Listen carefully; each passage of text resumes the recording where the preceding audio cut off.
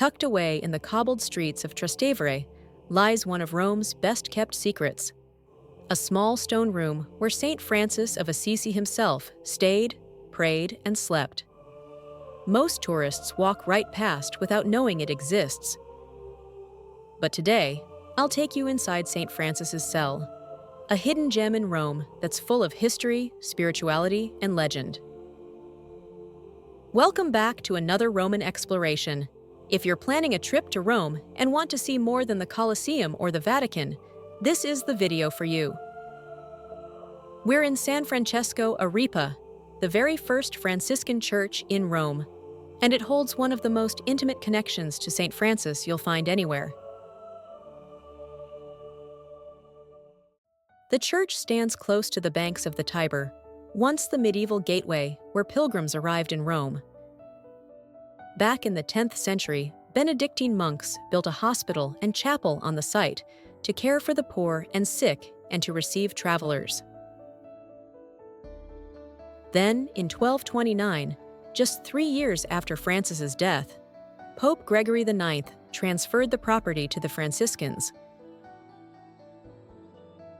They rebuilt the site but carefully preserved the saint's tiny cell. Later, in the 1600s, the church got a full Baroque makeover, but again, the little cell survived. So who was Francis? Born into wealth in Assisi around 1181, he gave it all up to live a life of poverty, preaching love, compassion, and care for creation. He gathered followers, founding the Franciscan order in 1210. When Francis came to Rome to meet Pope Innocent III to seek approval for his new religious order, he stayed here in this very hospice with his companions. Today, you can still visit the saint's cell, but only if you know where to ask. Walk through the sacristy to the narrow staircase that leads to the humble, sacred space. This space was enlarged in 1603 by removing the wall between Francis's cell and that of his companions. You can still see where this wall once was, as well as the door that led to Francis's cell. In the space, you will also see a 17th century wooden altar, a portrait of Francis from the 13th century, and a reliquary with an ingenious operating mechanism filled with hundreds of Franciscan relics.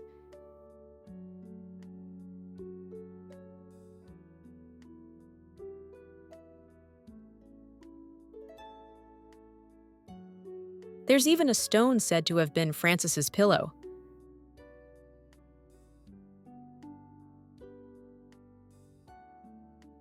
When you step inside Francis's cell, it feels less like a museum and more like a place of living prayer. There's also a legend. During renovations in the 1600s, the cell was nearly destroyed, until Francis appeared in a dream to a cardinal, asking him to protect it. Because of that vision, the room was saved, and centuries later, even Pope John Paul II came here to pray. So if you're visiting Rome and want to experience something beyond the tourist crowds, make time for Saint Francis's cell in Trastevere. It's not on most itineraries, but stepping inside feels like traveling straight back to the 13th century. And here's a bonus. In the left transept of the church, you can also admire Bernini's masterpiece, The Ecstasy of the Blessed Ludovica Albertoni, his final sculptural work. The friars who keep this place will gladly share its story with you. If you enjoyed this hidden gem of Rome, don't forget to like, share, and subscribe for more secrets of the Eternal City.